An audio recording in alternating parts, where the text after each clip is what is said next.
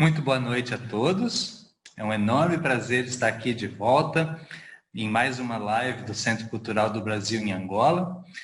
Nessa noite e nessa tarde no Brasil, né? Nessa noite na África, trazendo também convidados de outros países africanos de língua portuguesa.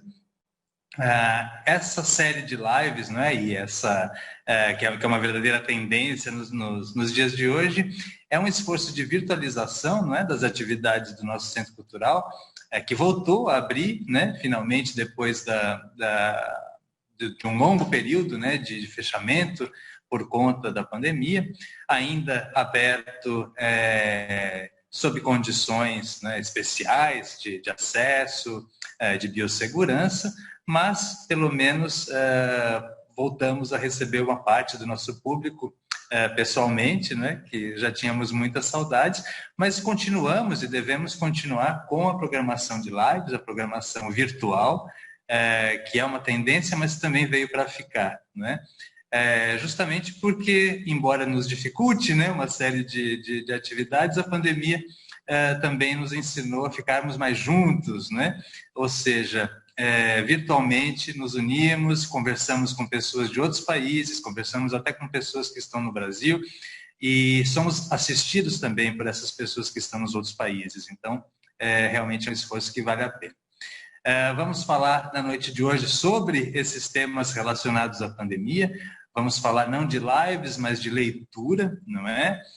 Como fica a leitura nesse contexto de isolamento, de confinamento, não é? Que a pandemia nos coloca, como isso impacta os hábitos de leitura das pessoas, o que é que há de bom nisso, o que é que há de mal nisso, será que isso nos dá mais vantagens do que problemas, será que isso nos dá mais trabalho, não é? E temos para falar sobre esses temas 3 professores leitores brasileiros que estão em universidades aqui da África, né, em diferentes países. Para conduzir a nossa live de hoje, vamos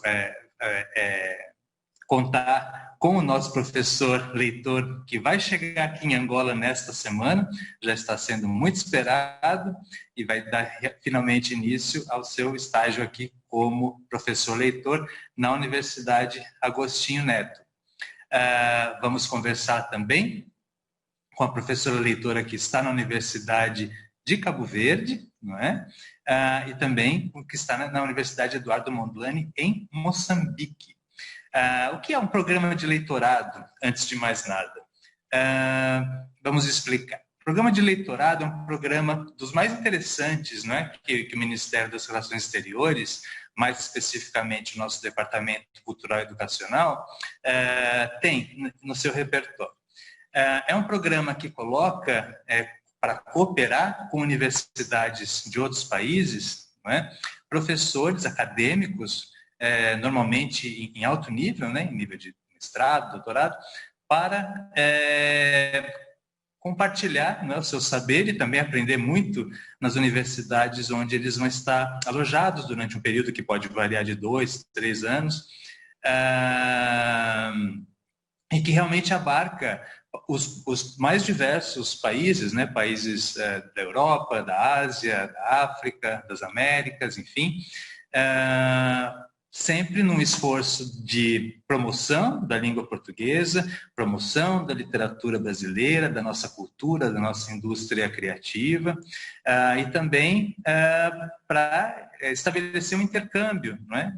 Internacionalizar os nossos acadêmicos, particularmente os da área de língua portuguesa, né, que é o que vamos tratar nessa live de hoje, né? Língua portuguesa e literatura. Vou apresentar, então, os nossos convidados, né, da noite de hoje, ou da tarde de hoje no Brasil. Vou começar com o Caio Carmona, que é o nosso professor leitor que vai chegar aqui em Angola. Ele é egresso da Universidade Federal de Minas Gerais. Vai iniciar aqui um programa de leitorado, né? Um estágio como leitor na Universidade Agostinho Neto. Muito boa noite, Caio.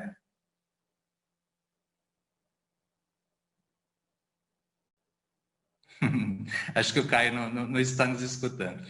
Mas ele vai dar boa noite daqui a pouco. Inclusive, ele é o moderador, né, desse debate. Eu vou apenas apresentá-lo. Né? Será que o Caio já nos escuta? Boa noite, Caio. Boa tarde no Brasil, boa noite para todos. É um prazer estar aqui. Prazer é todo nosso e esperamos tê-lo aqui conosco em breve. Estamos ansiosos. Também, diretamente de Cabo Verde, temos mais uma leitora brasileira, a Nadusca Mário, egressa da Universidade Federal do Rio de Janeiro. Muito boa noite, Nadusca. Olá, bom início de final de tarde para todo mundo. E aqui são 5 horas e 41 minutos. Está legal porque está todo mundo num horário diferente. Então, eu espero que todos tenham um dia ótimo. Obrigada pelo convite. Nós é que agradecemos, Nadusca.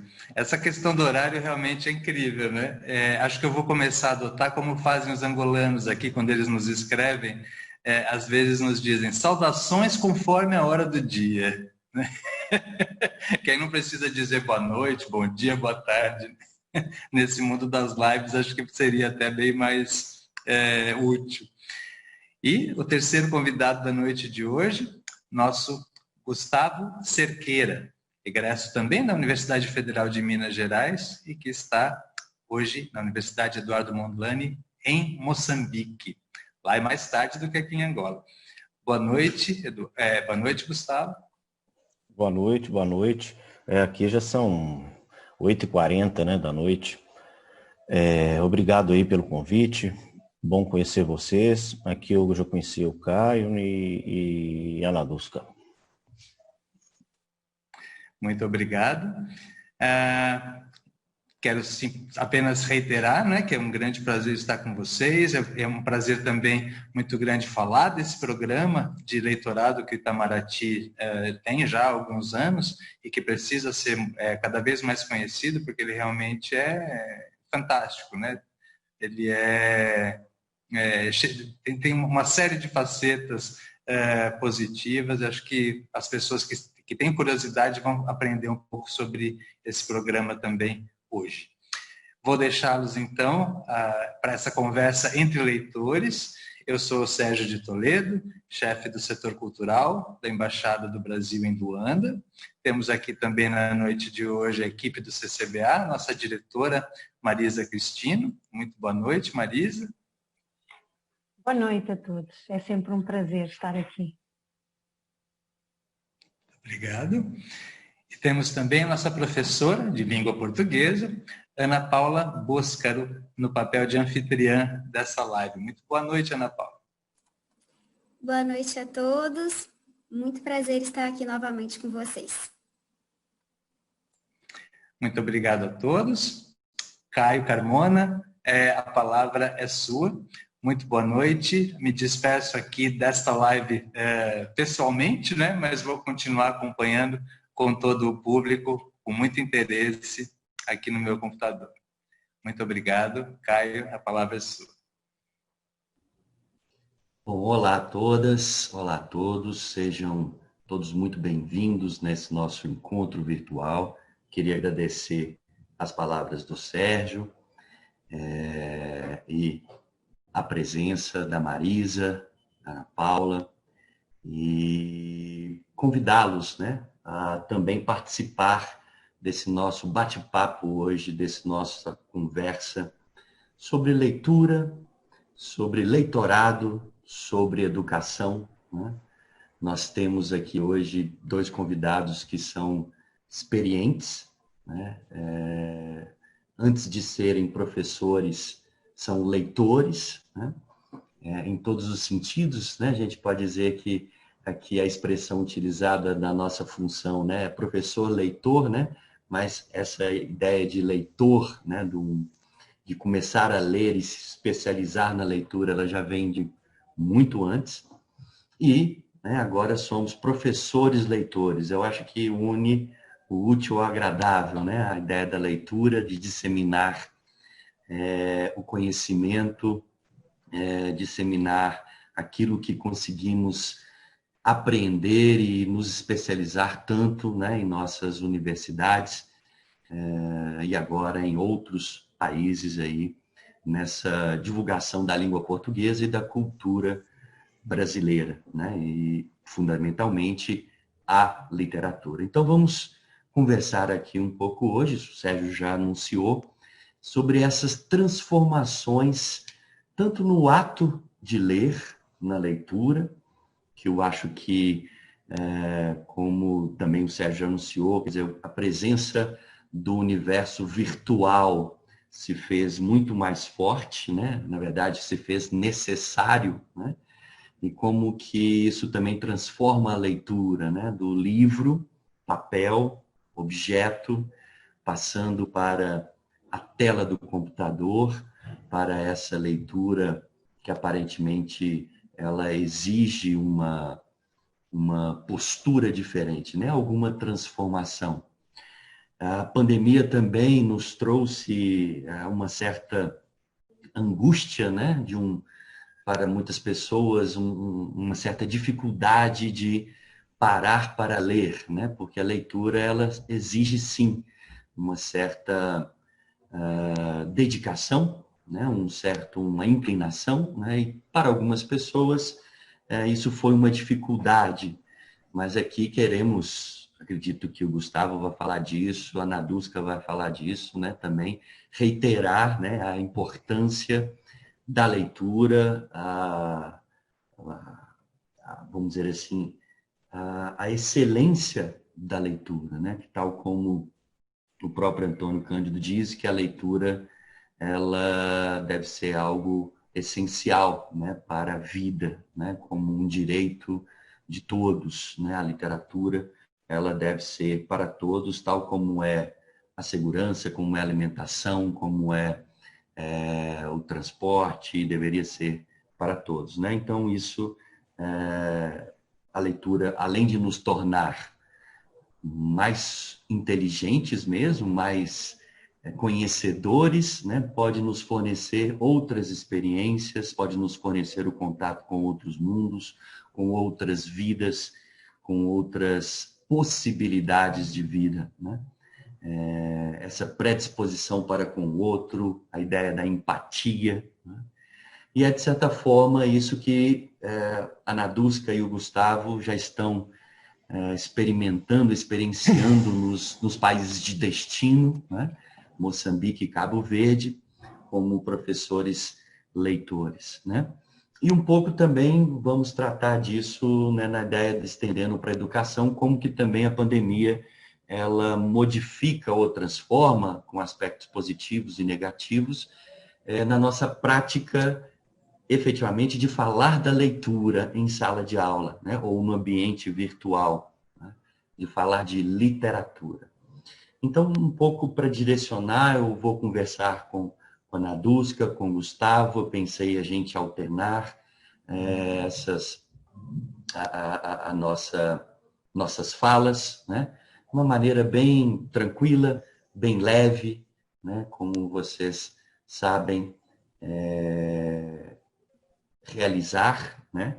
E convidando a todas e todos também a participar, se quiserem, enviarem perguntas, né? Enviarem questões, para que a gente possa também, né? Nesse ambiente virtual, nesse encontro virtual, interagir com vocês, tá bom?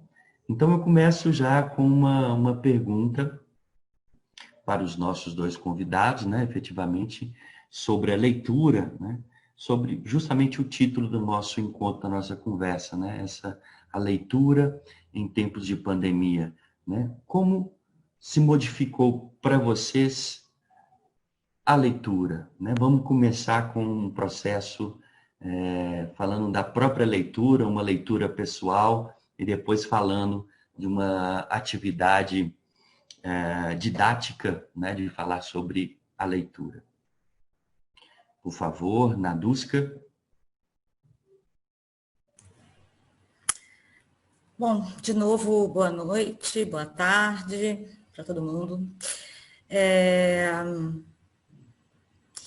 Essa é uma questão, bom, toda questão de que toca muito a nossa subjetividade, não é? Elas sempre são bastante difíceis de responder, porque a gente vive do humano, né? Conviver com os paradoxos e as ambivalências e as tensões que a vida nos impõe, né? E não é diferente quando a gente fala num período como esse. Às vezes eu me sinto inserida num filme de ficção científica ou qualquer coisa desse tipo, quando vejo as pessoas andando ainda na rua, vejo as pessoas andando de máscara e fico imaginando quando é que a gente foi diferente disso. Tanto tempo que a gente está vivenciando esse momento tão difícil e que tem marcado efetivamente, não é, a nossa psique, as nossas emoções, a nossa capacidade de transformar a nossa prática pedagógica. Então, são tantos processos individuais que vão ocorrendo nesse período, que eu poderia dizer que a gente vai numa espécie de montanha-russa. Quando entrei na pandemia, entrei feliz. Assim, olha, que ótimo, vou ter um tempo para minha filha.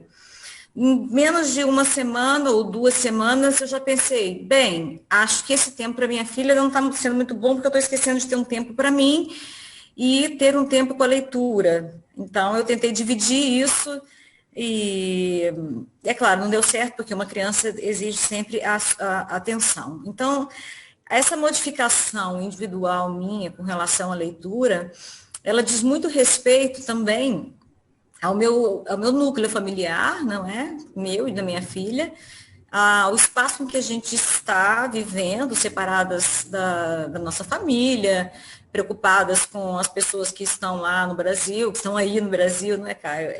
Os nossos familiares e amigos. E houve um momento de paralisia completa. Eu não conseguia nem produzir nada e nem ler absolutamente nada. Eu acho que foram, assim, umas 2 ou 3 semanas de completa paralisia e pensando o que eu vou fazer agora, nesse momento em que o mundo inteiro está parado e eu preciso produzir alguma coisa, produzir algum saber, produzir algo importante para a sociedade, falar com as pessoas, encontrar com as pessoas, e a gente está completamente perdido e não pode encontrar, não pode ver. Daí que veio a ideia de fazer um colóquio digital, em que eu reuni algumas pessoas, o Gustavo esteve lá, as leitoras da África do Sul e de São Tomé e Príncipe também. Foi um momento em que eu voltei a me erguer dessa turbulência, né? Dessa coisa muito ficção mesmo, que a gente está vivendo, tem uma aparente ficção, né? Porque isso não é auto-engano, tá? Eu sei que isso está acontecendo. Essa ficção é só por conta de uma fala de uma pessoa que ama ler, portanto transforma tudo em ficção, no final das contas, ou a grande parte das coisas também é uma forma de sobreviver. E depois desse colóquio, dessa reunião de amigos e colegas e outras pessoas que eu fui conhecendo e com quem fui estreitando os laços, foi que consegui de novo voltar aos livros ou aos e-books, que para mim é uma grande dificuldade, e retomar, de fato, minha leitura. E, claro, que retomando a leitura, retoma-se a produção também. E aí eu não parei mais de trabalhar e de falar e de escrever, e, enfim, mesmo as minhas aulas melhoraram muito depois do meu processo emocional e psicológico de adaptação a essa realidade que a gente está vivendo, que eu insisto em resistir à ideia do novo normal, que as pessoas andam dizendo, não é? Eu acho que tem muito a se discutir sobre esse novo normal, afinal, o que é normal e o que é tão novo assim. Então, foi nesse processo montanha-russa que eu consegui encontrar de novo meu espaço Como leitora, em todos os sentidos. A leitora que gosta de ler literatura, estudar literatura e teoria, estudar teoria da literatura, ensaiar, né, a literatura a partir dos textos, e a leitora também que trabalha na Universidade de Cabo Verde. Então, foi um processo bastante turbulento, não foi nada fácil. A gente começa por aí, então. Não foi nada fácil. A vida é uma ficção, né, Nadusca? Uhum. Tudo é ficção, né? A vida é ficção. É verdade. E o Gustavo, como é que é para você, Gustavo? Essa experiência. Pois é, eu estava pensando enquanto a Nadusca estava falando, né? E eu queria só voltar numa coisa que você falou antes, né? Da constituição da gente enquanto leitor, né? E eu vinha pensando nisso esses dias, e hoje eu venho pensando cada vez mais pelas pesquisas minhas atuais, né? Como o rumo que foram tomando, é que eu sou do interior de Minas, né? E a minha experiência de leitura, de fato, ela é absolutamente oral. E eu acho que a gente tem que realmente começar a falar disso também, né? Porque realmente minha formação é no futebol e no carnaval, absolutamente do carnaval. Eu entendi exatamente o que é um enredo, encenar Minas Gerais maravilhosa com 6 anos de idade. Eu realmente lembro disso, eu era caçador de borboleta. E eu era um frequentador do ateliê do Cheira Cheira, que era azul e branco, e lá tinha Unidos do Mé, que é verde e rosa. E depois Unidos da Vila Kennedy, que é branco e vermelho. Então, ali é a costureira, é a falação. Então, meu contato com o livro, e é incrível também isso, porque aí também não é exatamente uma ficção, mas o que a gente seleciona, né, para dizer. Mas realmente, minha primeira imagem de leitura, assim, tipo, nossa, isso aqui é verdade, isso aqui é o Drummond, né? Foi quando o Drummond morreu. Eu estava na 7ª série, em 87. Isso é fácil para mim, porque assim, primeiro ano eu estava na primeira, 88 eu estava na 8ª, 84 na 4ª. Então eu lembro muito da minha infância, né? As pessoas ficam horrorizadas de eu lembrar, porque casa assim um ano, aí, enfim. E mais as novelas, né? Da Globo também, que eu vi absolutamente todas, e pegando ainda as da Manchete, Carmen, Chica da Silva, Dona Beija. Então é um lugar muito da oralidade mesmo. E hoje eu venho pesquisando, né, aqui só para falar, para já fazer o atravessamento, os cânticos de torcida de futebol, né? Aqui em Moçambique, que eu acompanhei o ano passado, o Clube do Costa do Sol. Então, ali também é uma força muito grande, né, da oralidade, o que eles dizem, né? E eu vim inocente, achando que eles iam cantar em português, né? Eles cantam em xixangana, né? Então, aí me arrebentou, né? Aí é isso, é você lançar no jogo, né? Para ver o que vai ser, né? Realmente, né? Eu vim no escuro e aí tive que fazer um pouco de aula do Xangana. As aulas são todas assim muito oral, não tem texto, é uma língua oral. Então é difícil isso também, a gente entender que não tem método, que os dicionários estão começando agora. Então eu tive esse encontro com a África aí, veio me revelar, e o encontro com o futebol, que, né, minhas pesquisas no mestrado e no doutorado é uma literatura clássica, né, vamos dizer assim, né, o Alberto, né, um escritor português, e o João Gilberto Noll, né, um cânone brasileiro. Mas no pós-doutorado eu tive a oportunidade de entrar ali no PNPD, né, na UFMG, e ficar 5 anos trabalhando com futebol, né, a representação do futebol nas artes, né, enfim, é aí que eu encontrei com esse meu primeiro leitor. Então eu venho pensando minha vida a partir desse lugar também, como a Ana Dusca nos convidou, né, da subjetividade. E nisso a pandemia acabou também comigo, porque não pude ir nem um jogo de futebol esse ano. Então a pesquisa acabou. Então o que virou para mim, né? Porque como eu vim para cá o ano passado e esse ano, né, quer dizer, não conhecia muita gente, então o lugar do ambiente social, que é o espaço do estádio, ou teatro, ou cinema, ou CCBM, acabou, não há encontro. Então eu sou um ser que está dentro de casa desde 20 de março. Eu posso falar isso em público que ninguém vai me desmentir na rua, porque é verdade. Então, assim, engordei, muito triste, né, isso tudo. E aí começou esse novo gênero também, a live, essa oralidade. Então, eu tenho falado para os moçambicanos que é o lugar da gente entrar no mundo aí, entendeu? A gente já viu que eu já assimilei, né? Então, é de estar no mundo aí, é na oralidade mesmo. Você vai fazer história de Moçambique com um cara lá da USP, entendeu? Ou você vai fazer com um cara daqui. entendeu? É USP, mas pode ser qualquer outra universidade. Um brasileiro que nunca veio aqui, que quando a gente vem aqui, arrebenta. Né? Quando você vê essas relações todas, sobretudo a oralidade. Né? Aqui é uma rua que passa muito carro, e eu sei que já tem experimentos. Um cara lá da Universidade Federal do Espírito Santo, que é lá de Belo Horizonte, ele tem pesquisado muito paisagem sonora, né? Então eu tenho muito interesse por esse tipo de... esses desdobramentos que o livro tomou, sabe? Eu tenho pensado muito nisso, e só para direcionar alguma coisa assim, eu tenho também falado com os moçambicanos para falar assim, abandone, fala assim, a era do livro. O Moçambique não participou da era do livro. Acabou, já era, não dá. Não dá para comprar um livro por 1.500 meticais, gente. Não tem a menor condição. Eles nunca vão ler, é uma mentira. Você tem que fazer livro de poesia, ou então uma reunião, ou então alguma coisa que de fato precisa do objeto, mas precisa de popularizar isso. Isso aí não sou eu que estou falando, tem o Chartier, tem todo mundo aí que está trabalhando com edição há muitos anos. E hoje também eu sou editor, né, de revista eletrônica, e peguei isso na primeira geração que entrou com isso, né, em 2011 eu já comecei a me habilitar e venho fazendo curso de edição.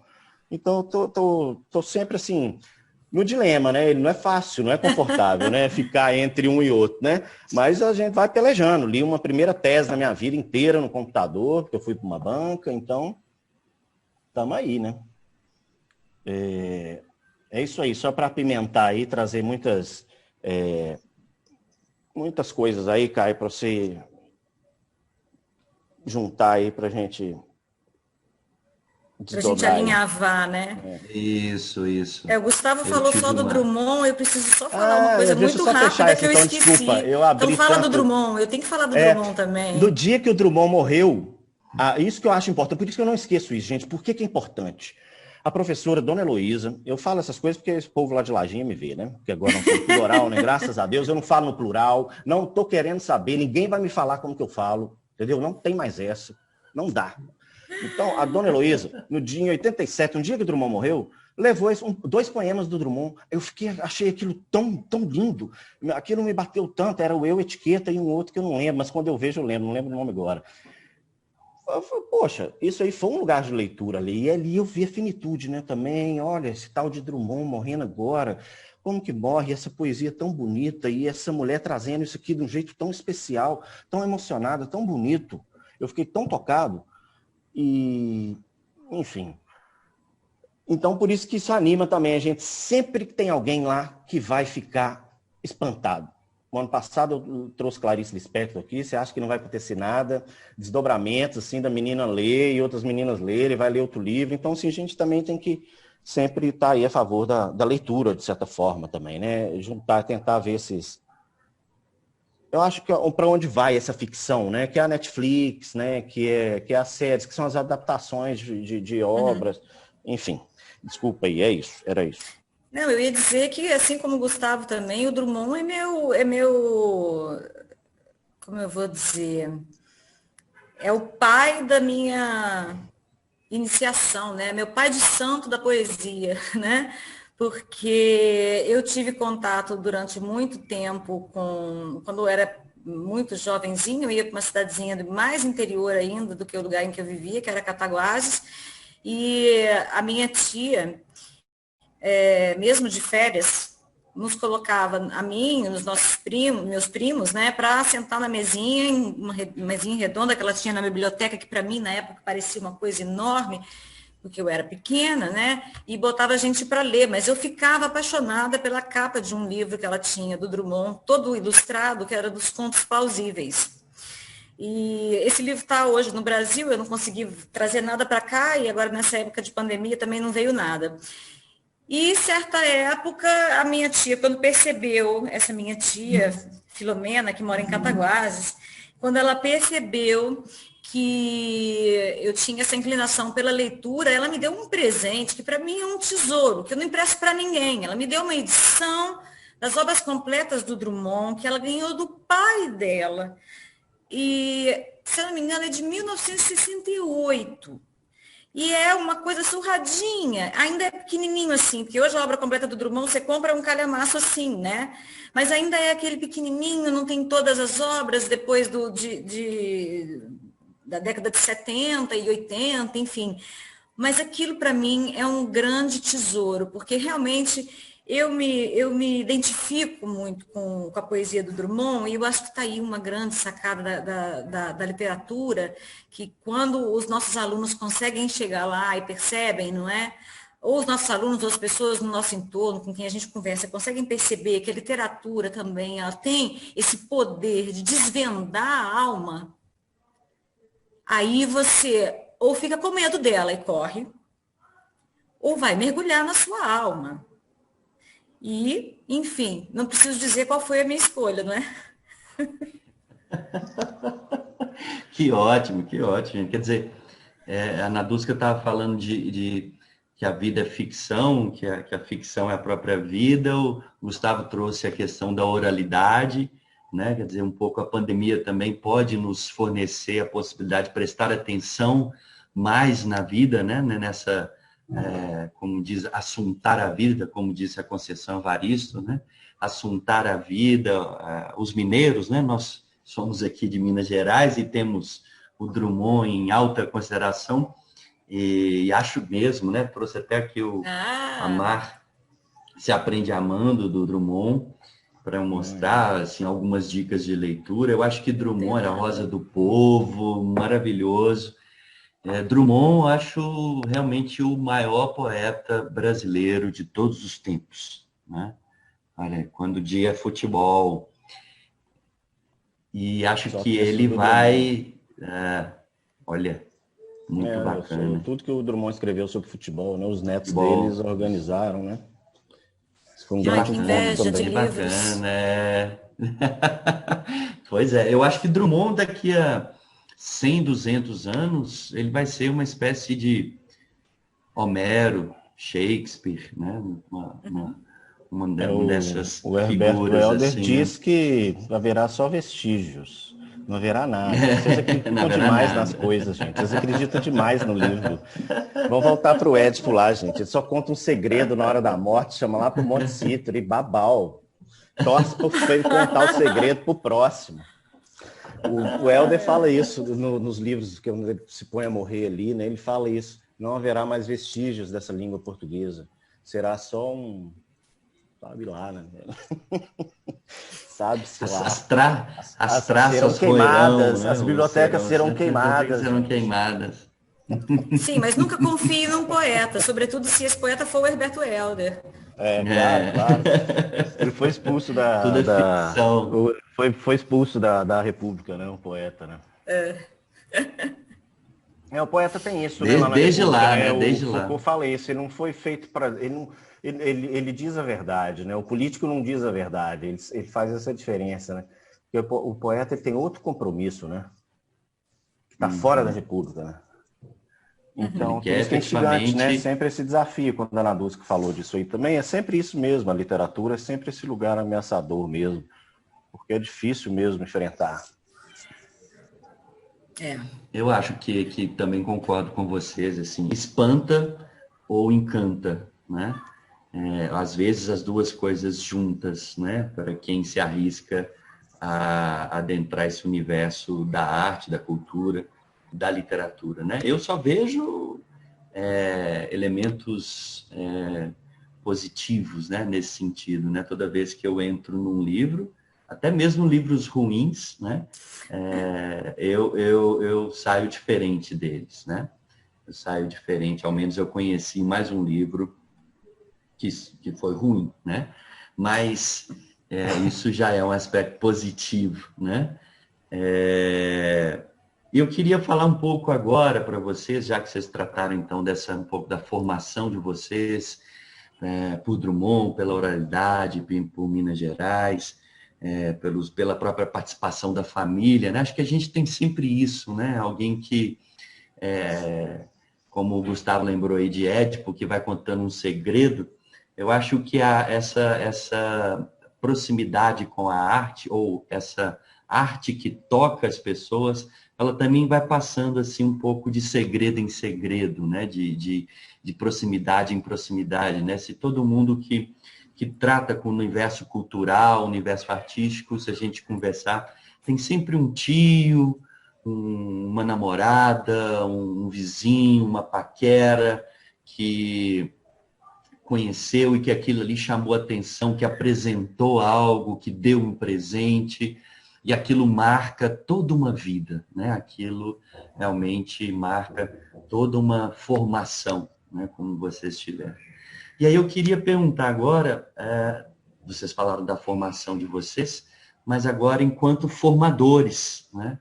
Como é que vocês estão sentindo isso para os alunos, né? E aí lembrando se vocês tiveram experiências aí comparando, né, com o Brasil e com a África, em Cabo Verde, Moçambique, como é que está essa relação para vocês agora, do virtual, se está funcionando ou não,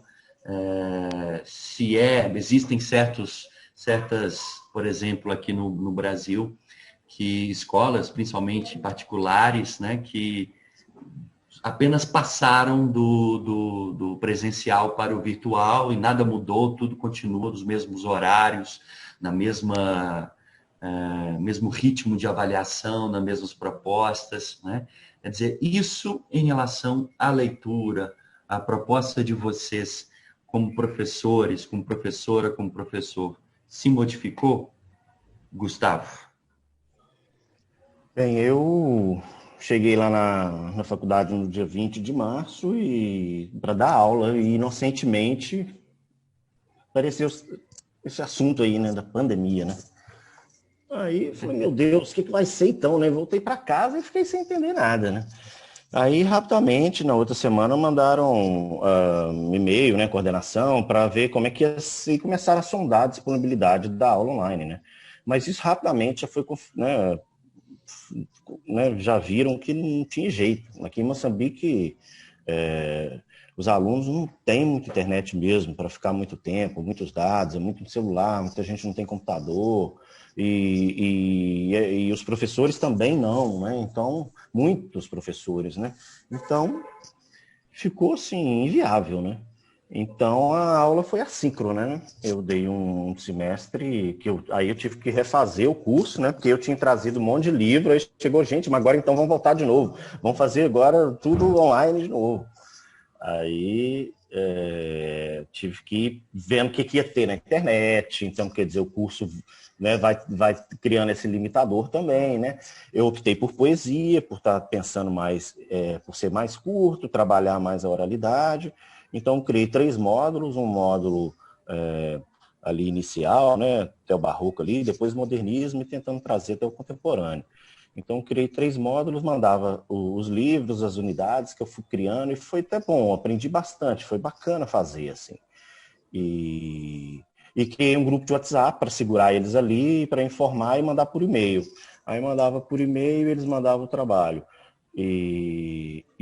Aí no início copiaram tudo da internet, tudo muito rápido assim, e faz rápido. Assim. Aqui no Brasil, eu falei, meu Deus. Aí eu falei, gente, o que eu vou fazer? Aí um dia eu falei assim, não, gente, então tá, foi bom conhecer vocês, então essa não valeu. Tá tudo bem, vamos avançar, vamos fazer de novo. Né? Sem copiar. Aí foi melhorando. E o terceiro módulo eu tentei, vamos tentar um módulo assíncrono, que é o terceiro módulo que eu fiz junto com o CCBM e elegi, o Caio até participou, elegemos 4 poetas que eu coloquei na disciplina, foi o Marcelo Dolabella, Angélica Freitas, que até um livro dela é indicado, né, pelo Itamaraty, Gustavo, aí, né, trabalhamos com esse livro do Marcelo Dolabella, né, para poesia marginal. Angélica Freitas, o Renato Negrão, também da Poesia Marginal, e a Tatiana Pequeno. Então, foi do Rio, foi muito bacana, assim. Aí algumas participações, quem podia, né, chegava lá um pouquinho, mas também não tem muita essa familiaridade com o Facebook, isso também foi tudo muito novo, do jeito que foi, né, utilizando isso para aula, né. Então, foi esse susto, e o segundo semestre não começou até agora. Então, o que aconteceu? Acabou o primeiro semestre desse jeito para mim, mas outros já não conseguiram, porque muitas disciplinas tinham estágio.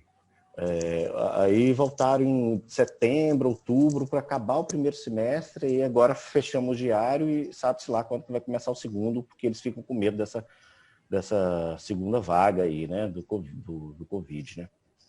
E aqui também tem uma coisa que circula, porque eu fico vendo televisão, e a gente não pode esquecer lá de falar da confusão que está tendo lá no Cabo Delgado, né? Semana passada foram decapitadas 40, 50 pessoas. Isso é uma coisa absurda, né? Então, eu não fui lembrar de Cabo Delgado, aí viajei. O que eu estava falando, cara? Você estava falando de estratégias que vocês fizeram por conta da pandemia, mas que teve alguns professores que não conseguiram essas... Pois é, aí eles voltaram a isso, aí não adiante. sabe quando que vai começar, por causa da segunda vaga, da segunda onda de Covid aí, né? Então o moçambicano fica com medo, aí tem uma coisa que... Não, se vier vacina, a gente é o último a receber, porque é a escória do mundo, né? Vai chegar só em 2024. No dia que eu cheguei lá, meus alunos estavam assim, não, aqui tem que mandar sair todo mundo para rua, não pode deixar ninguém na rua, porque se chegar aqui mata todo mundo. Porque o índice de HIV é muito forte, então eles têm os argumentos deles, né? Eu falei assim, não, gente, peraí. Aí eu lembro que eu tinha saído de casa, eu tinha visto o prefeito Alexandre Calil de Belo Horizonte, ele falou assim, ó, estão falando lá na Europa que se a Covid chegar aqui em Belo Horizonte, vai matar todo mundo. Vão mostrar para eles que não. Daquele jeito que o Calil fala, né? Incisivo, deixa que eu tô falando assim, grosseiro, tosco, ótimo, né? Aí ele falou assim, eu usei esse exemplo, falei assim, vão mostrar para eles que não. Vão fazer o que a gente tem que fazer. O que é que tem que fazer? A gente tem que se cuidar. Né? Então, vamos... Então, é isso que bate nos imaginários. E eu estou pegando também um imaginário de um moçambicano, dessa representação minúscula ali, né? Claro que não é todo moçambicano, aqui são né? Moçambiques também, né? Enfim, também um imaginário que é meu, né? E desse lugar que eu vejo que foi muito ameaçador, né? E não sabia o que ia ser, e não estão sabendo ainda. Né? Então, a leitura, quando eu disse desse lugar do livro, então, só para fechar isso tudo, então eu estou andando estimulando, e aqui eles também estão vendo isso, a necessidade de cada vez mais mesmo estar conectado. Né? Saber dessa importância. Aí os alunos falam, aqui a gente tem que comer antes. O Vitor repetindo frases de aluno. Não, aqui a gente está preocupado com comer antes. Falei assim, ó, isso independe de você, porque quem tem grana, esse pessoal, se quiser, chega aqui, emparelha todo mundo e, né, faz uma cooptação aí, você está nessa ficção aí que você nem sabe onde entrou. Né? Então, assim, a gente não sabe, cara, a gente não sabe o que vai dar isso exatamente. Eu acho que o contexto da pandemia trouxe esses movimentos, que é o que a gente está fazendo aqui, né, de tentar organizar isso, de que eu acho que emparelhando todo mundo vai ter mais leitores, né? Eu acho que porque todo mundo fica em frente à tela, está todo mundo lendo. É leitura, leitura, leitura, né? Então, que modo de leitura é esse, né? Então, tem que ver aí como é que são essas forças, né? Quando a gente lembra muito do Foucault para falar de poder, de rarefação do discurso, quem que vai vencer, né? A literatura, que lugar é esse? Essa disciplinarização, isso tudo, a própria escola, né? Isso tudo tá... A gente tem que ver aí. Embora a pandemia, né, tenha, pelo menos aqui no Brasil, fechou, eu me lembro bem desse dia, o dia 18 de março, né, que fechou. Aqui foi 18 de março. São quantos meses de lá para cá? Né? Já, quantos meses? Nós estamos no mês 11, não é isso? 8 meses. Muito obrigado, Naduska. 8 meses, né? E ainda estamos, né, aprendendo a nos transformar dentro dessa pandemia, né? Buscando estratégias, como o Gustavo falou, e estratégias que às vezes não dependem só de nós, né? Mas que às vezes dependem e a gente tem de caminhar para frente, né? Isso é realmente, né? Esse novo ainda persiste, né? Esse lugar do novo, ele ainda persiste. Eu me lembro bem de quando saíram inúmeras lives, né? E gente falando na televisão, pessoas falando, já determinando certas linhas de ação, né? Para a educação, até para a leitura, né? Daqui a pouco eu até vou conversar um pouquinho sobre isso para vocês, umas listas de leituras que saíram, né, na internet sobre livros que tratam também de tempos de pandemia, de clausura, né? E como é que isso foi para vocês. Mas agora eu queria passar a ouvir a Nadusca falando um pouco dessa relação, né, dessas estratégias com os alunos, com a leitura dos alunos. Nesse momento, eu tenho que concordar com muitas das palavras do Gustavo, porque muito embora eu esteja aqui num arquipélago, né? E os arquipélagos têm uma configuração diferente, uma configuração social, econômica, política, não é? Eu moro num país fragmentado, né? Aqui são 10 ilhas. E em cada um desses espaços, a sociedade se desenvolve de uma maneira. Se a gente for pensar em Cabo Verde, por exemplo, hoje eu penso em 2 espaços de convergências culturais, que são a Cidade da Praia, aqui na Ilha de Santiago, e o Mindelo, na Ilha de São Vicente, lá no Barlavento. E os outros espaços são basicamente espaços mais diferentes do que a gente entende por urbano. Então, nesse contexto, Cabo Verde, como um país, não só por ser um país insular, mas também por haver muitos alunos dentro da UniCV que não podem usufruir das tecnologias, das novas tecnologias, que nós temos condições de usufruir. A modificação das práticas pedagógicas, para mim, foi muito dolorida, porque eu sempre trabalho com os meus alunos com muito afeto e muito afinco. Então, cada aluno que não aparecia numa determinada aula que eu marcava certo dia, era telefonar, perguntar onde que está, o que está acontecendo, ou se chove e acontece uma tragédia, porque nunca chove em Cabo Verde, quando chove acontece uma tragédia, eu ligo para saber como é que estão as pessoas, se estão bem, se estão vivos, precisam de alguma coisa. Bem, isso toca numa questão que é uma questão social, uma questão de classe, tem uma democracia real relacionada à divisão dos bens econômicos. Isso se parece muito com o Brasil aqui, Cabo Verde. Imagino que em Moçambique seja assim. Você tem umas classes altíssimas, não é?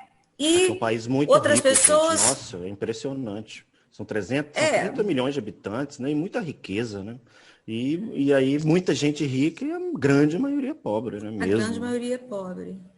Aqui é o contrário absoluto, não é? É um espaço que sobrevive, não se sabe como. Era tido, a época da independência, como uma nação impossível, porque todo mundo sabe que a história de Cabo Verde conta isso, e dos povos, porque em Cabo Verde não tem água. E fomos, eu também estou aqui, já estou crioula, não é? Assolados, né, em 1930, 1940, pelas grandes secas que levaram os cabo-verdianos a irem trabalhar em São Tomé. Então, vê-se por aí que houve, é claro que de lá para cá, um grande progresso em termos de apoio à população, até porque essa história da imigração para São Tomé, ela ainda é um pouco... Ela é uma ferida aberta, não é? A gente pode só ouvir as músicas cabo-verdianas, não é? As mornas que a Cesária Évora canta, o Orlando Pantera escreve, enfim. Está lá essa dor, né, do cabo-verdiano. Mas voltando ao contexto da sala de aula, eu comecei com uma luta imensa, né, antes da gente, do 18 de março, então nós estamos fazendo uma comemoração, se é possível ser cínico no momento desse, né? Uma comemoração da véspera dos 8 meses, né? Na verdade, fechou tudo, foi no 18 de março, hoje são 17 de dezembro. Uma coisa de novembro, quer dizer, uma coisa completamente assustadora. Eu volto a dizer, às vezes parece que eu estou mergulhada num filme de ficção, um científico, uma coisa muito... Quando se fecha todo o espaço, primeiro, uma insegurança absurda dos alunos, pensando assim, bem, o único espaço que eu tenho para me desenvolver, para conseguir um trabalho, ou para sair daqui, porque também todos sabem que o Cabo Verde tem essa cultura da imigração muito forte, todo cabo-verdiano vai e volta. há uma população cabo-verdiana espalhada pelo mundo maior do que cabo-verdianos em Cabo Verde. Isso é uma coisa impressionante. Para onde vão os cabo-verdianos? A língua vai junto. Orlando Amaryllis é daí ou ela é de Orlando Amaryllis é daqui. É lindo, né? É lindo. É lindo, é lindo. É lindo. E essa ideia mesmo, né? Você chega aqui no aeroporto e tem lá uma placa com um verso de Eugênio Tavares, que a gente poderia chamar do patrono da literatura cabo-verdiana, escreveu os versos em cabo-verdiano, escreveu muitas mornas, não é? Quem não vai embora, não volta, né? E eu não vou, mais uma vez, arriscar falar o crioulo, porque os meus alunos sempre ficam de olho em mim e depois ficam lá, professora, quando você for falar, você fala com a gente antes, tá? Para não dar muita rata. Enfim. Esse espaço de leitura no contexto aqui de Cabo Verde, na Cidade da Praia, eu consegui ter acesso a muitos alunos, mas assim, a gente foi dividindo bens. Fizemos um trabalho comunista, mesmo, né? De socialização dos bens, quem tem mais, quem tem mais ou menos, quem tem o quê, dividimos, fomos colocando megas em celulares de alunos para a gente conseguir ter aulas, fomos fazendo tráfico de livros, já falei muito sobre isso com o Gustavo, e depois fui observando como que eu deveria modificar a minha prática, levando-se em consideração que a grande maioria dos meus alunos aqui em Cabo Verde, a grande maioria lê no celular. Então, o que eu fiz? Programas agora, para o semestre letivo que começa, né? Que a gente já está fazendo aula presencial e à distância, programas que tem já lá o link do texto, para que o aluno vai ter que ler. Então, no meu programa lá, de teoria, técnicas de expressão oral e escrita, eu vou falar sobre a importância do ato de ler, ele vai clicar no programa e vai encontrar o texto Paulo Freire lá. Porque isso vai facilitar a vida dele. Mas, por outro lado, eu também tenho que pegar, como eu trabalho com alunos de primeiro ano, que estão entrando agora, e tem a faculdade, na verdade, como 13º ano do liceu, ficam um pouco desconectados dessa nossa realidade, acesso à plataforma Moodle, a universidade tem dado uma cobertura incrível, né, com relação a essas tecnologias, mas que infelizmente não são todos os alunos que têm esse acesso. Para nós, professores, é ótimo, a gente pode fazer tudo ali, a gente pode dar aula, a gente pode dar avaliação, a gente pode lançar a presença, criar grupos, criar enquetes, tudo, uma plataforma realmente muito interessante. Mas, infelizmente, nossos alunos não têm condição de acessar sempre, e isso acontece com as aulas online. Nesse sentido, a prática é, basicamente, tentar fazer um programa em que os alunos já tenham acesso àquele papelzinho com um link do lado, e foi uma forma que eu inventei, talvez um monte de gente tenha inventado isso, porque eu falo que eu inventei porque, na verdade, eu não dialoguei, porque a gente está ainda em estado de calamidade, aqui na Cidade da Praia e na Ilha do Fogo. E há muitas restrições por aqui. Por exemplo, o uso obrigatório de máscara nas vias públicas, a gente tem. Todo mundo vai com muito receio para a universidade. A minha sala, toda vez que eu entro, eu jogo álcool em gel, assim, como se fosse borrifando para todos os lados, porque a gente precisa se manter vivo e saudável. O Gustavo falou sério, a gente precisa se manter vivo e se manter saudável.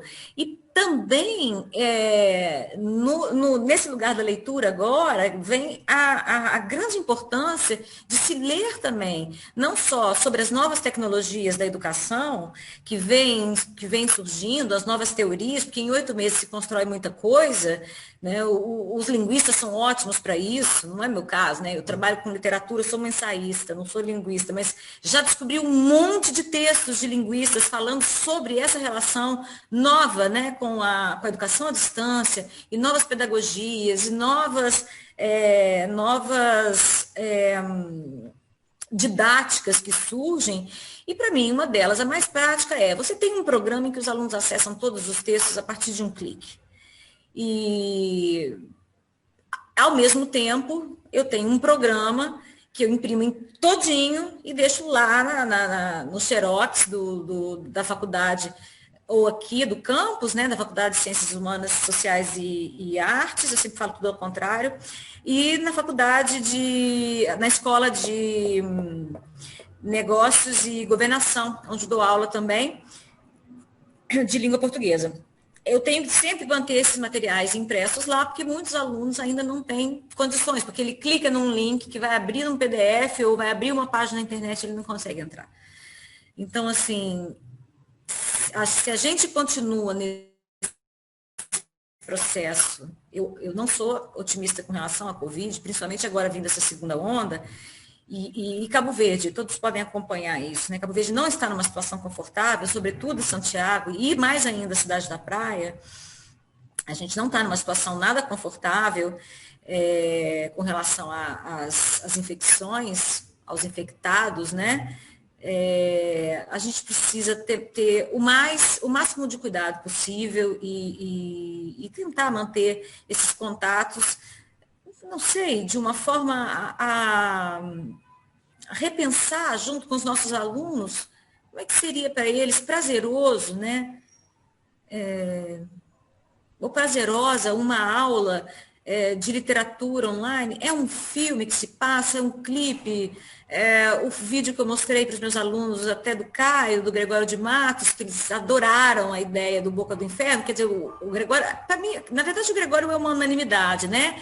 Então a gente vai buscando, eu tenho buscado esses pequenos diálogos, né? Hoje, por exemplo, eu estava dando uma aula tinha que dar uma aula de literatura africana, das literaturas africanas em língua portuguesa, que é um panorama geral dessas literaturas. Eu busco todos os países, todos mesmo, sem exceção, inclusive dessa vez incluí o Timor-Leste na minha programação, e está acontecendo um seminário internacional agora no Rio de Janeiro, que é o seminário do Print, que é o seminário internacional do programa de pós-graduação em letras vernáculas da Universidade Federal do Rio de Janeiro. Então, é um programa enorme. E quando deu 4 horas da tarde, eu disse para os meus alunos, gente, vai aí o link do Meet para vocês entrarem na sala, para vocês verem o que está acontecendo nesse mundo. Vamos sair de Cabo Verde um pouquinho? Vamos lá para o Rio de Janeiro? Ou vamos para a França, porque tem uma pessoa falando da França? Ou para a Espanha, porque tem alguém falando da Espanha? Ou para qualquer outro lugar do mundo que a gente possa se encontrar ali naquele espaço? E os alunos falaram, beleza. E eu vi lá os nomezinhos, eles entraram. Mas ficam um pouquinho, porque o que acontece? Acabam os megas. Assistem um pouco, não conseguem chegar até o fim. As aulas de 1h50 não conseguem ficar até o fim, ficam 1 hora, quem fica muito fica 1h15. E aí vou lá, gravo uma aula, boto um link no YouTube, pago aquele mico, porque eu não gosto nada de me ver falando, acho que... E ainda mais dar uma aula de 1 hora, ficar ali falando, os alunos mesmo falaram, ai, professor, esse negócio é complicado, a gente fica meio que dormindo ali. Eu acho excelente a honestidade deles, porque é com essa honestidade também que a gente vai construindo as nossas práticas. Não, é uma chatice ouvir uma aula de 1 hora, então vamos transformar essa aula em 30 minutos, depois a gente vai se encontrar ali no Meet, no Teams, ou na plataforma que seja mais barata para eles, e nós vamos comentar. Agora, como eu sou velha e venho de uma experiência de sala de aula que data de 2004, né, já faz muito tempo, e passei por vários momentos na minha vida, 4 anos de São Tomé e Príncipe, e agora esses 4 que vão ser aqui, que espero, né, que sejam 4 anos aqui em Cabo Verde, tudo isso me sacudiu, porque até então eu não tinha vivido nada parecido, só quando aconteceu o H1N1, não sei se vocês estão lembrados. H1N1, todo mundo usa álcool em gel, não tinha mais álcool em gel no mercado, fecha a escola, mas aquilo foi uma semana, e aí lá na nossa escola, onde eu trabalhava na época no Rio, fizemos a banda H1N1, quer dizer, acabou se tornando uma coisa que a gente reverteu facilmente, a gente tinha um governo também que dialogava com muito mais facilidade, né, com o povo, bom, apareceu a vacina, surgiu, e agora a gente está com essa dificuldade. E eu não acho, não, Gustavo, que Moçambique, Cabo Verde ou Angola serão os últimos lugares a receber a vacina. Não, eu acho que é o Brasil mesmo. que está na lista de últimos lugares, ou o último lugar a receber a vacina, porque aqui o governo já articula essa vacina, sabe? Então, é uma vantagem que a gente tem, assim, não sei, sermos insulares, de eu estar num espaço insular, também esse apoio externo é muito forte. A gente sobrevive muito disso, né? E, enfim, é uma mudança muito, muito radical para alguém que sempre está acostumado com a sala de aula, com convívio, com fazer festinha na cara de aluno, que está colando, você vai lá, faz uma festinha, opa, eu estou vendo aquela história. E você, de repente, não pode mais tocar no seu aluno, você não pode mais circular na sua sala de aula, você tem um encontro com um aluno que é aqui, virtual, não estou sentindo o cheiro dele, não estou vendo a cara dele, às vezes ele desliga a câmera porque senão vai gastar mais megas e ele realmente não pode usar. São situações assim que eu acho que vou demorar um tempo ainda para conseguir colocar em ordem, né, essa bagunça toda, colocar em espaços que eu consiga refletir sobre cada ponto que essa experiência vem suscitando em mim de inquietação. Eu posso dizer que estou me sentindo muito inquieta, né? Inquieta bom, pronta para o trabalho, é claro, pronta para as mudanças. Não estou tão velha assim também, que não que rejeite a mudança. Eu falo que mas já lá se vão alguns bons anos, né? Trabalhando de um jeito. E que bom, né? Que a gente tem essa virada, né? E que eu não vou chamar de novo, repito, não vou chamar de nova normalidade. E a gente tem uma virada de mudança de consciência mesmo, né? Eu ouvi há pouco, eu sempre falo isso, o Caetano Veloso, com 78 anos, dizendo que reviu como é que ele fala? A teoria neoliberaloide dele, que aprendeu com um sujeito novinho, que falou sobre marxismo e histórias, sociologias e tal. O Caetano Veloso falou, cara, eu estou com 78 anos, estou mudando até agora. E isso é legítimo. Foi estratégia do Caetano. Ele sempre foi assim, ele só fez aí para pegar esse burrão que fica falando mal dele, que nem sabe quem que é ele. Nem mas tem. Eu acho na verdade, excelente. Porque o Caetano nunca foi exatamente de esquerda, assim, ele estava meio... ele sempre fez a egípcia, quando o povo não estava né? na Globo, ele estava na Globo. Quando o povo não sei o que, estava lá. Quando estava votando Lula, ele estava votando o Brizola. Estava votando ele está no PDT. Então, ele... É porque o Caetano Mas o Caetano tem uma vantagem, que é a capacidade de comunicar com muitas pessoas. Pois é, por isso que ele usou essa estratégia. Realmente foi ótimo, não estou invalidando, não. Também acho que foi ótimo, mas é porque foi uma boa estratégia. Foi uma boa estratégia. Olha, eu com 78 anos posso mudar. Eu sou apaixonada pelo Caetano Veloso. Eu acho que a minha mãe não sabe disso, mas talvez eu nasci no dia que o Caetano Veloso nasceu, não é? Eu sou do dia 7 de agosto também. Então eu tenho essa relação com o Caetano muito forte. É claro que eu tenho uma relação muito mais forte com outros artistas da nossa música. O Chico Buarque, para mim, é como se fosse um orixá também. Mas, enfim, ele ter falado isso foi muito importante, porque dá uma sacudida aqui nessa mulher de 44 que acha que não está na hora de mudar. E muda, a gente muda assim, de 2 anos em 2 anos, de 3 anos em 3 anos. Foram 4 anos passando por mudanças em São Tomé e Príncipe. Se a Janaína estivesse aqui, ela poderia falar que realmente a gente vive uma realidade extremamente diferente. Cabo Verde se parece um pouco mais com o Brasil, mas ora, alto lá. Não é bem assim. Eu sou aqui estrangeira, né? Eu preciso pisar nesse solo de uma forma a considerar um lugar sagrado de luta, de um espaço de Amílcar Cabral, veja bem. É um espaço que as pessoas passaram fome, passaram sede e construíram esse país com seus próprios braços. Como é que eu piso aqui diferente se não for pela via do sagrado, não é? E também confiando no sagrado, que é a literatura, que eu vou tentando estimular esses jovens que estão entrando na universidade agora a praticar a leitura, seja ela qual for, a partir do celular, ou o que seja, mas só dizendo, olha, eu vou mandar umas coisas para vocês que vocês vão ter que ler sim. São importantes, sim, para vocês lerem, porque é preciso também que a gente dê o tempero da aula, senão a gente perde, né? o controle. É necessário dar esse tempero. Mas eu acho tudo ainda muito recente e é muito complexo, realmente. Eu acho que eu escrevi um livro assim, filosófico sobre a ficção, o ano de 2020, a ficção da realidade da nova, sei lá, do que se chama novo normal. Eu realmente estou tentando entender essa expressão até hoje, novo normal. Acho que aqui a gente sabe fazer, né? Você está falando aí, Nadusca, muito bem, é ler e dar aula, né? E independente das condições, a gente vai continuar fazendo isso, né? Claro que seria melhor se as condições fossem melhores, né? Se as realidades sociais desses nossos países fossem melhores, né?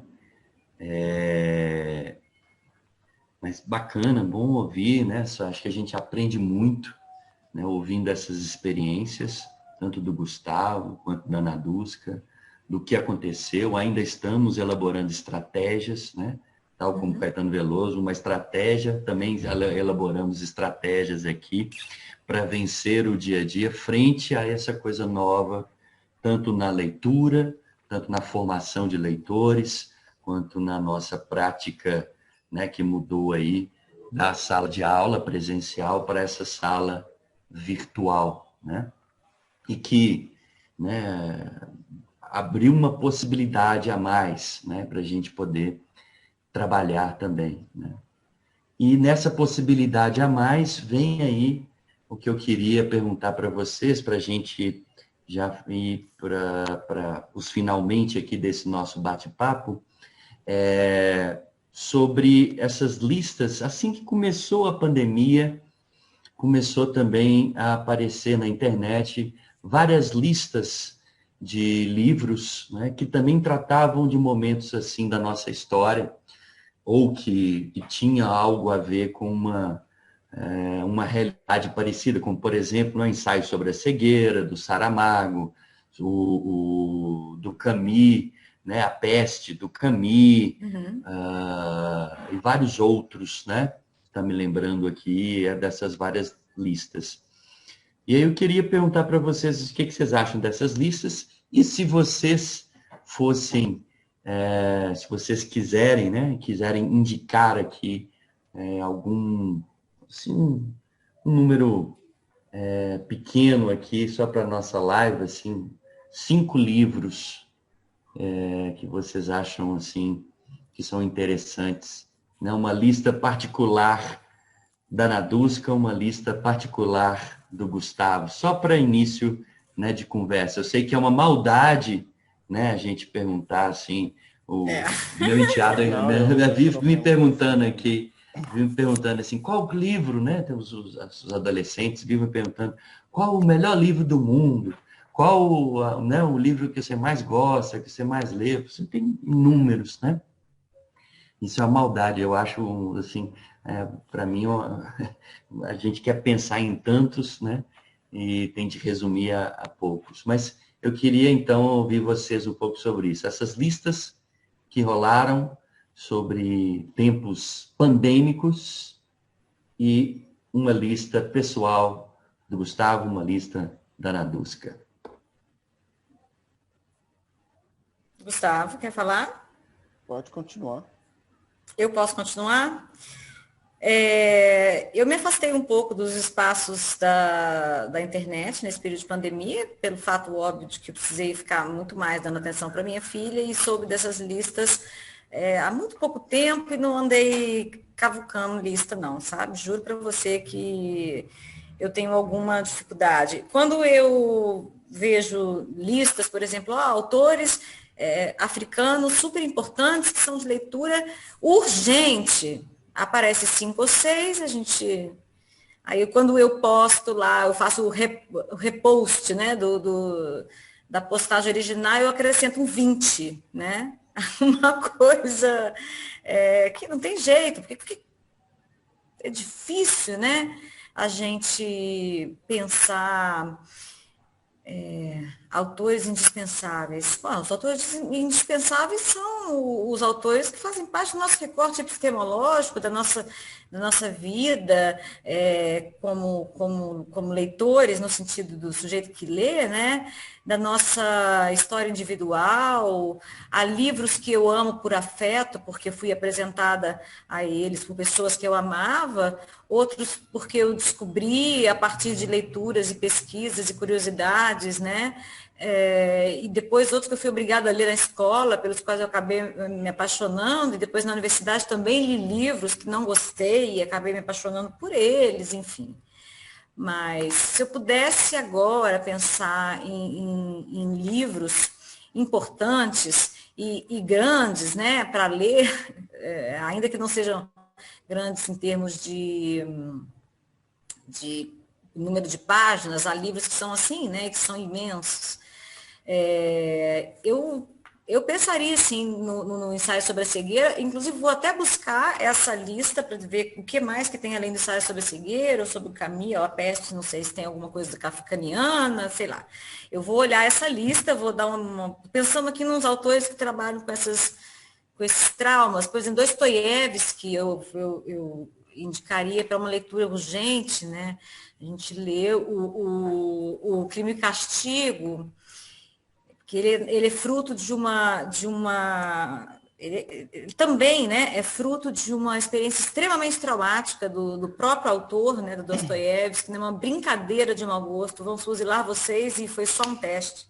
E deixou o Dostoiévski completamente fora de si, não é? É uma realidade, foi uma tortura, no fundo, né?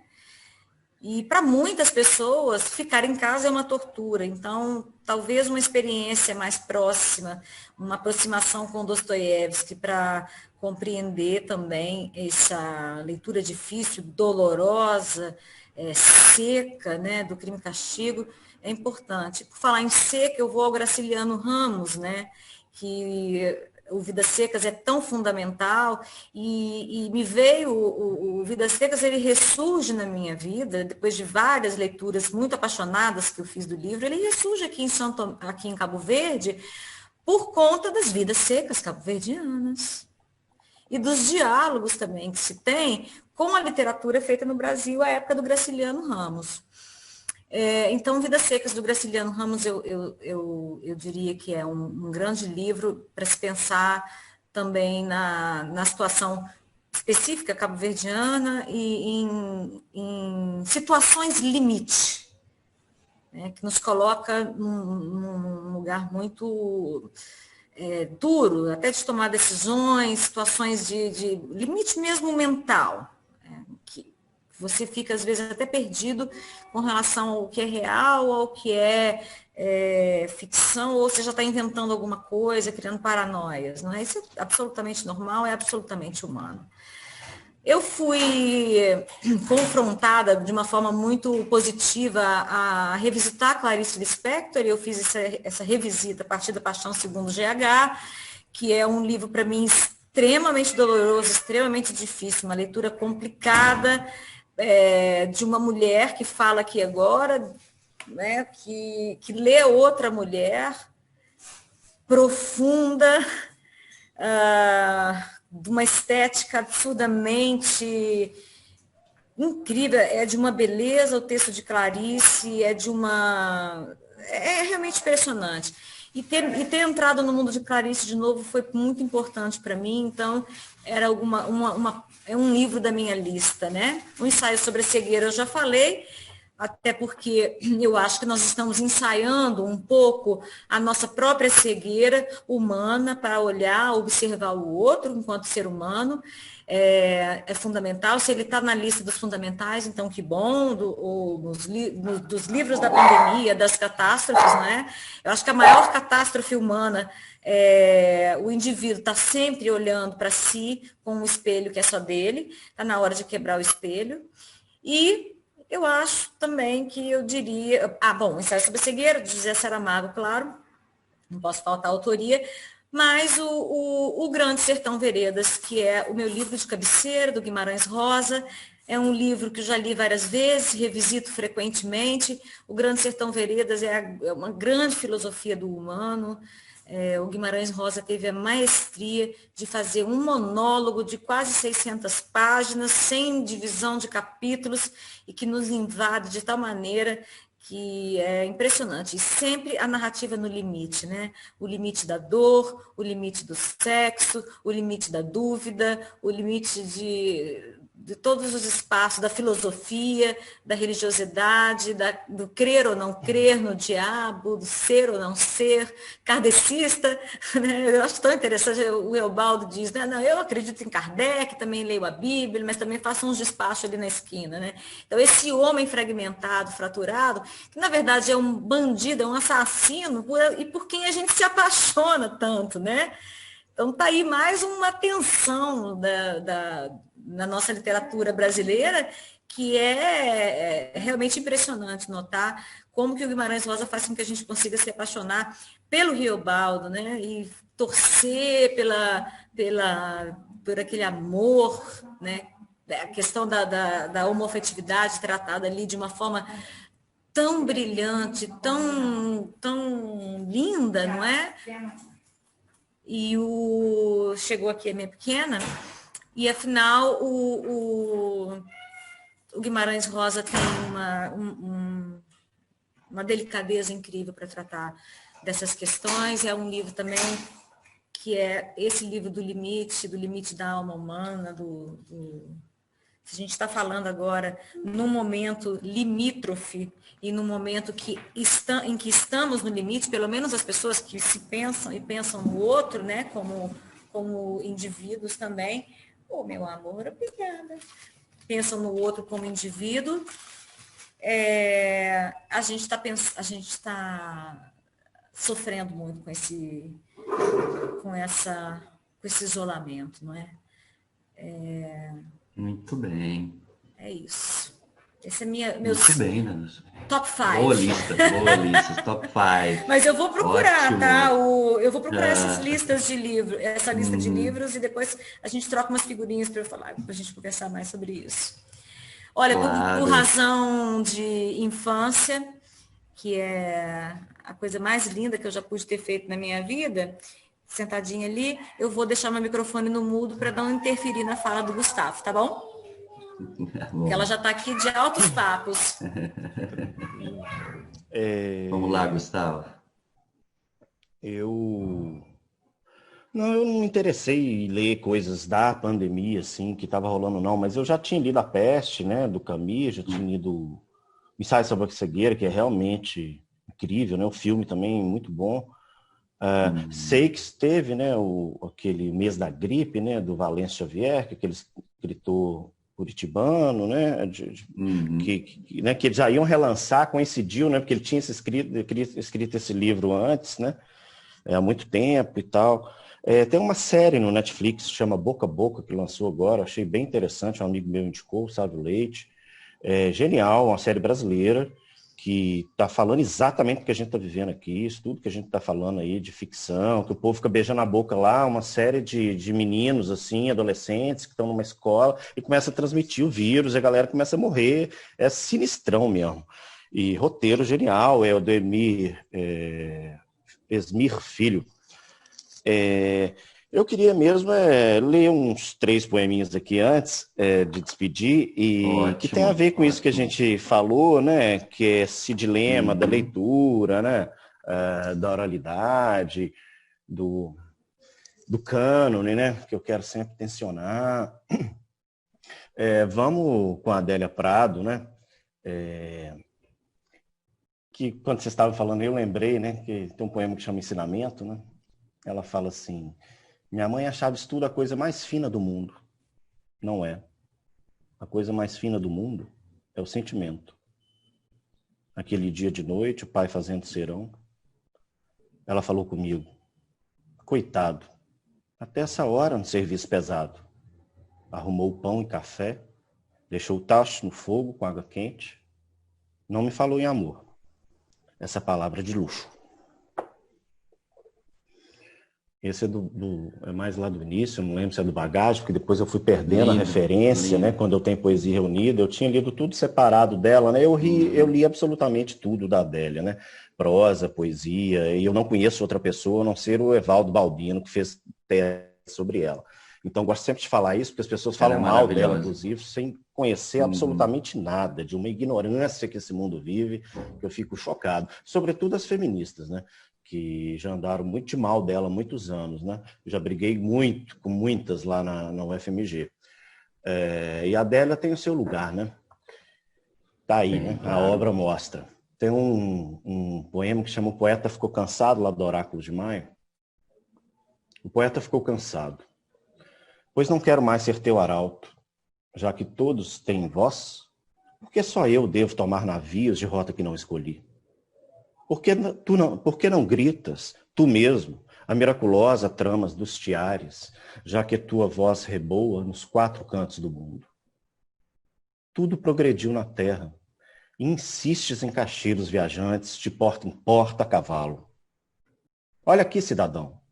Repara, minha senhora, neste canivete mágico. Corta, saca e fura. É um faqueiro completo. Oh, Deus, me deixa trabalhar na cozinha. Nem vendedor, nem escrivão. Me deixa fazer teu pão.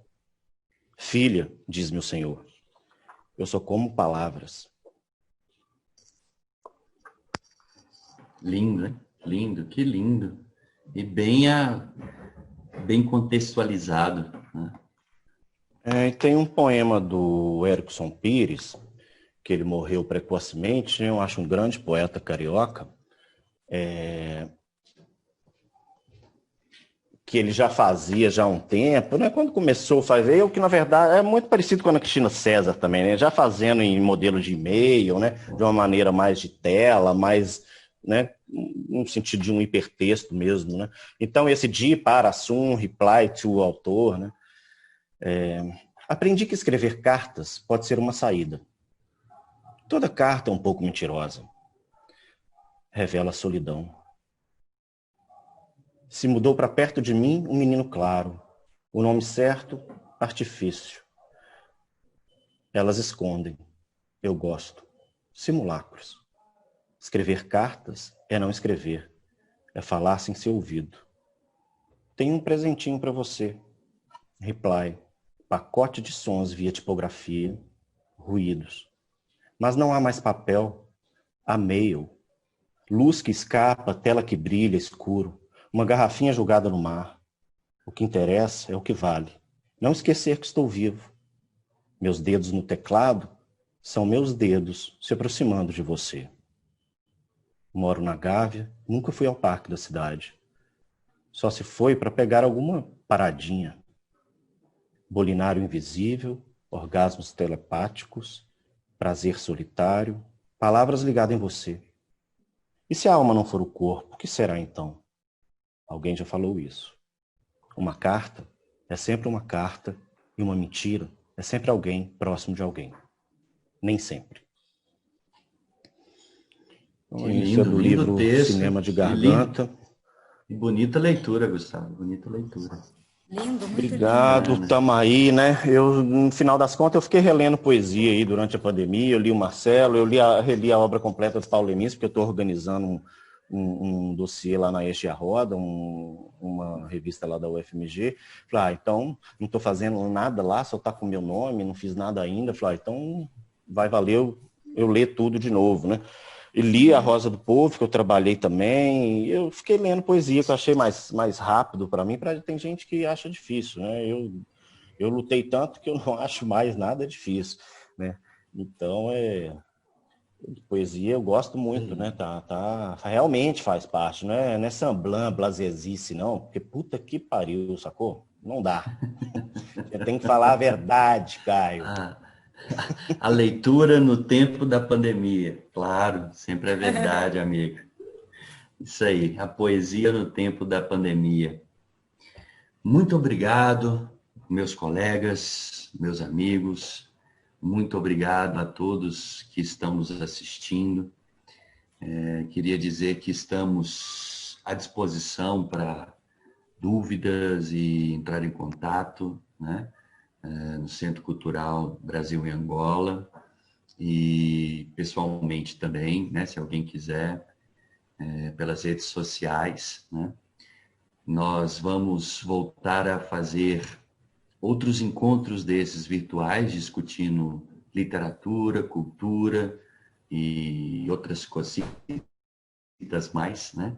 Esperamos que possamos reunir também os outros professores leitores, né, da África, né, os PALOP, os chamados PALOP, países africanos língua A oficial gente esqueceu de falar portuguesa. isso. Semana passada a gente encontrou os leitores que estão aqui na África, né? Encontramos e colocamos os nossos alunos para fazer um sarau, né? Foi o primeiro Sabraf. Então, semana que vem, o ano que vem, com certeza vai ter esse segundo Sabraf. Eu acho que foi uma iniciativa importante, que é um desdobramento de estudo que a gente vem pensando em conjunto aí, né? Que é ler mesmo, é ler poesia, ela tem que estar perto de você, ela tem que existir, tem que ser ordem do dia. Ou é ou não é, entendeu? Não pode facilitar com isso. Então, e a gente teve leituras incríveis, né? E como eles se comovem, né? Se movimentam, se comovem, né? Interagem. Eu acho que eu assisti, foi muito bonito mesmo, e podemos repetir. Eu acho que vai ser igualmente exitoso, né? Muito obrigado a todos. A Marisa, muito obrigado a Marisa, muito obrigado a Paula, ao Sérgio, e espero uma boa noite para todos aí na África, uma boa tarde aqui no Brasil. Esperamos reencontrá-los, né, na esperança de que toda essa pandemia acabe e possamos encontrar-nos mesmo, né, presencialmente. Obrigado, Nandusca. Obrigado, Gustavo. Obrigada, Caio. Foi um momento muito agradável, uma partilha muito boa. Anotei as vossas sugestões, algumas é claro que já li, mas outras não, e foi muito bom. Eu queria só perguntar uma coisa muito rapidamente, independentemente da pandemia, nós hoje estávamos aqui a falar no contexto da pandemia, mas independentemente disso, vocês têm noção, já têm muitos anos de experiência de ensino, têm a noção do impacto nos alunos em termos de espanto ou encanto quando vocês trazem esta temática para a sala de aula? Vocês utilizam a leitura direta com eles, põem-nos a ler? Como é que funciona? Eu sempre leio, né? Eu sou da oralidade aí, né? Eu gosto de ler, graças a Deus. Deus me deu o dom da palavra. Eu gosto demais de ler. Vocês estavam falando de família. Meu pai cantava demais, sempre tocou piano. Então, muita voz, muita serenata, muita cantiga. Então, estou muito ligado com música, né? Antes da pandemia, estava oferecendo um curso de canção, né, brasileira, né? História da música popular brasileira, trabalhando junto com o cinema, com a canção, com a história da música, com a cultura. Esqueci de falar aquela hora de jurado de carnaval. Eu sou jurado de carnaval, olha bem de enredo. Eu, menino pequeno, lá em Lajinha, fui ser jurado de carnaval lá em São Paulo. Então, olha bem como é que isso vai alinhavando, né? Essas oralidades todas, né? Então eu uso isso o máximo, assim, e põe eles para ler. Eu adoro, né? Porque é bom demais ouvir, né? No outro sotaque, né? Helena Adélia Prado foi surpreendente. Como que ela também já incita um ritmo que não é de Minas só, né? Que sem conhecer elas já vão... Porque é muito potente o ritmo, né, da Adélia, aí que você vê que quando você experimenta, né? Tipo a Clarice também, né? Quem escreve bem, né? Que independe mesmo de saber, né, a origem do escritor, assim, né? Tem uma coisa ali, né, que tá na poesia mesmo, que é o ritmo, né? Que eles pegam. Então é muito bom. Ok. Aqui também é a mesma coisa. Eu gosto muito de ler para os meus alunos, eu gosto muito de ler em voz alta, eu gosto de ler para minha filha, eu gosto de falar, e agora a mamãe está falando. Você viu a lua? Tá bom. Minha filha está me contando que viu a lua quando estava lá fora. Mas eu também amo, igual o Gustavo falou, eu adoro ouvir os meus alunos lendo. Então foi muito bom aquele sarau realmente, porque eles entraram em contato com a poesia ali da forma mais viva possível, né? Leram no crioulo daqui, ouviram em Xangana, ouviram em Zulu, e eu comentei com eles depois, embora a gente não tenha entendido absolutamente nada do que foi falado em Xangana ou em Zulu, a gente entendeu que aquilo era uma poesia, porque ali havia toda o sistema, né, de musicalidade que a poesia evoca, né? É como se tivesse, para mim era como se colocasse uma pauta de música na minha frente. Eu não ia entender nada, mas se aquela música começa a tocar, eu posso entender, embora eu não consiga ler. Então, essa música, dentro das poesias que a gente leva para a sala de aula, e muitas vezes eu peço aos meus alunos para escolherem, e eles escolhem Vinícius de Moraes, que tem uma relação com a música, não é? Isso é tão interessante, eles escolhem lá o Vinícius de Moraes. Essa Cecília relação... Meirelles, né, apareceu aí nesse... A Cecília Meirelles apareceu último, muito, é verdade, apareceu muito. Eu fiz uma opção por autores mais contemporâneos e também pela leitura dos poemas em crioulo, que foram originalmente escritos em crioulo, não traduzidos para o crioulo, depois de escritos em português. E isso foi muito bom. Eles têm eu acho que Cabo Verde é um lugar que tem uma relação forte com a literatura. Talvez não tenha se descoberto ainda nesse sentido, porque se tem uma relação com a música, a Morna hoje, né, foi eleita um patrimônio também da humanidade. É claro que esse povo tem uma relação com a poesia, mesmo que não saiba disso. Morna, o que é, afinal de contas? A música, o que é, afinal de contas? E minha filha está pedindo iogurte de morango enquanto eu falo. Mas tudo bem. É isso, a gente vai tentando levar, né, para a sala de aula o máximo que pode, ouvir dos alunos e pedir para que eles levem também, né, para que eles carreguem, levem a sua bagagem, que é a partir da bagagem deles também que a gente fala, não é? A gente tem mais que aprender no espaço diferente do que ensinar, muitas vezes. É isso. Muito bom. É sempre uma troca de experiências, não é? Acaba por ser uma troca. Ok, pronto, a conversa está boa, mas temos que realmente fechar. Obrigada a todos por terem estado connosco hoje. Obrigada, Ana Duska, obrigada, Gustavo. Caio, boa viagem. Te esperamos cá na sexta-feira. Que corra tudo bem. E na próxima já estarás do lado de cá. Sim, espero. Obrigada, boa noite. Vamos então passar um filme sobre a exposição que está disponível no nosso site, Viagem Filosófica. Aproveitem. É uma experiência também muito bonita na Amazónia. Obrigada, boa noite. Boa noite.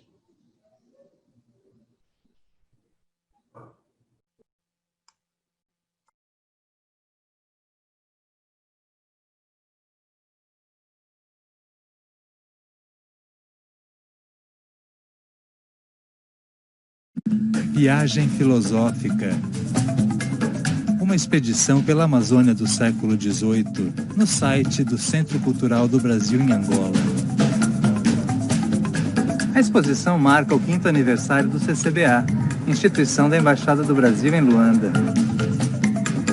5 anos de intensa atividade artística e criativa. Agora também online, no site do CCBA. Viagem Filosófica.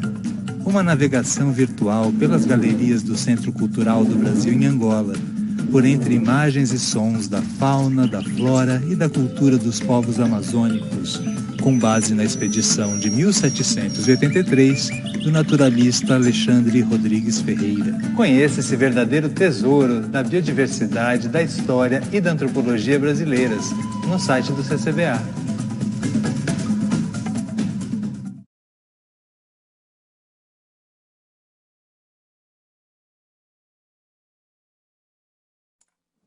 Pronto. A gente não está ao vivo mais, não é isso? Né? Não. Não. O centro é lindo, hein? Lindo, hein? Nossa, eu fiquei apavorada também. Gente, que coisa maravilhosa. Eu vou a Angola bem rapidinho. Aqui é maravilhoso também. Bem-vinda. Serás sempre bem-vinda. Todos Ai, serão que sempre delícia. bem-vindos. Que passe esta pandemia. Pois é, eu falo isso e Podermos esqueço, visitar. né? É. Não, O Caio vai lá para Lisboa e Lisboa, Angola, Luanda, né? Ah, porque a TAG não tá voando? Não, Não os passagens de conseguiste.